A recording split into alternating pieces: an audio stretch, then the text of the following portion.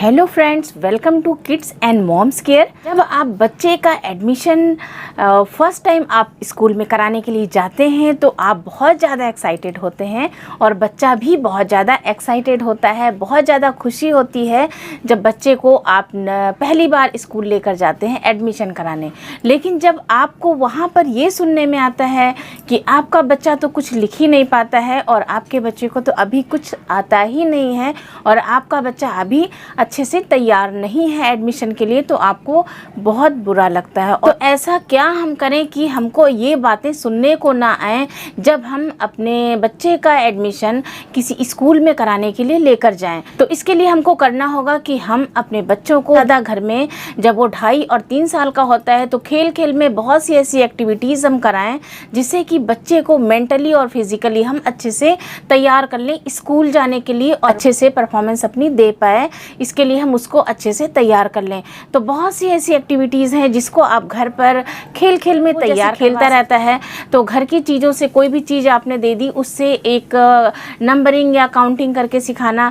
बहुत सी चीज़ें घर में होती हैं, फ्रूट्स हो गए या वेजिटेबल्स हो गए, तो उसमें कितने हैं आपको काउंट करना है, 1 2 3 काउंट करके मेरे को देना है। एक मेरे को दीजिए, एक मीन्स 1। आपने एक मेरे को दिया तो क्या हुआ, 1, एक हुआ। तो इस तरह छोटी छोटी चीज़ें हैं जो हम घर में उनको 2.5-3 साल से लेकर 3.5 साल, 3+ मोस्टली होता है एडमिशन, तो उस समय तक हम अपने बच्चे को बहुत अच्छे से घर में तैयार करवा सकते हैं।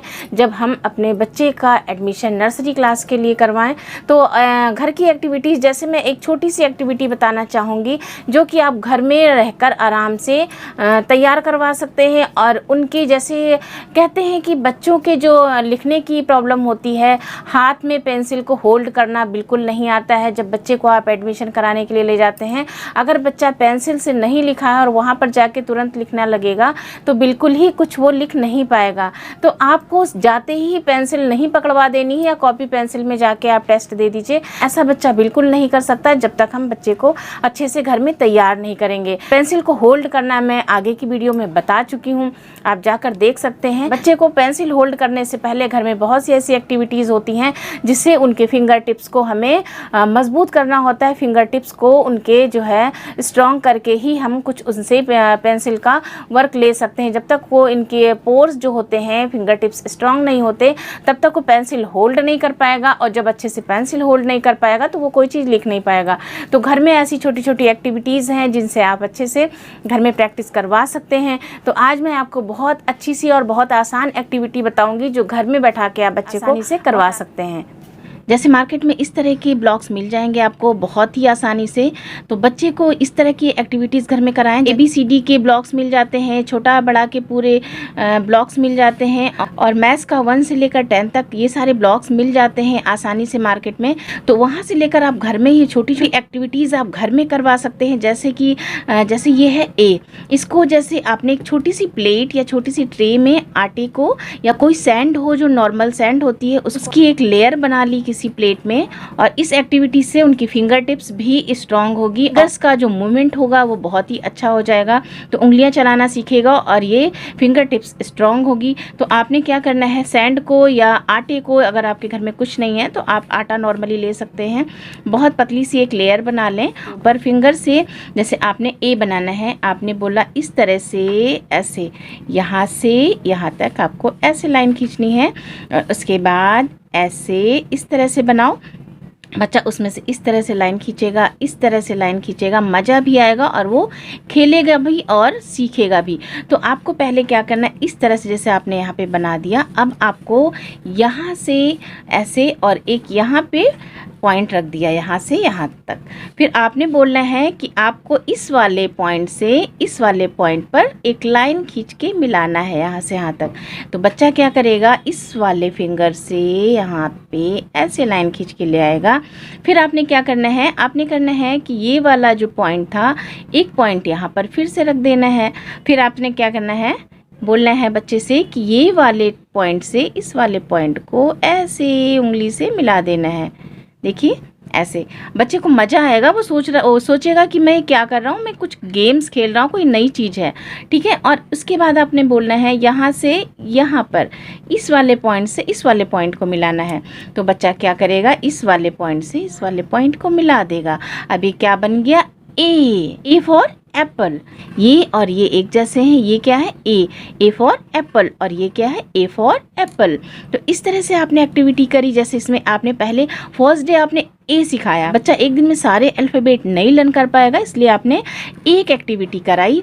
एक दिन आपने ए बनाना सिखाया, 2-3 दिन आप ऐसे कराएंगे बच्चे को। ए की प्रैक्टिस कराते कराते बच्चा सीख जाएगा ए फॉर एप्पल। और बुक में भी आप समझा सकते हैं, ये जो आपने ए लिखा था इसका मीन्स ए फॉर एप्पल होता है। तो इस तरह बच्चा सीख जाएगा। 2-3 दिन इसकी प्रैक्टिस कराने के बाद आप जैसे क ख ग घ ले सकते हैं, छोटा बड़ा, इस तरह से आपने ये ब्लॉक्स भी मिल जाएंगे। आपने इसको रब कर दिया, उसके बाद दोबारा इस पे एक्टिविटी कराई, फिर से आपने एक लेयर बना ली, फिर से आपने उस पर बोला कि फिर से आपको लिखना है। इससे 2-3 बार इस पर कराएंगे, बच्चा अच्छे से सीखेगा और उसकी फिंगर टिप्स बहुत अच्छी हो जाएगी और स्ट्रांग हो जाएगी, और जो फिंगर्स की मूवमेंट है वो उसकी अच्छी हो जाएगी। इस तरह 1-2 के भी ब्लॉक्स आते हैं, इस तरह के 1-2 के ब्लॉक्स भी आप इस पे 1-2 की भी प्रैक्टिस करा सकते हैं। 1 और 2 जैसे छोटा बड़ा, इस तरह से छोटा आ।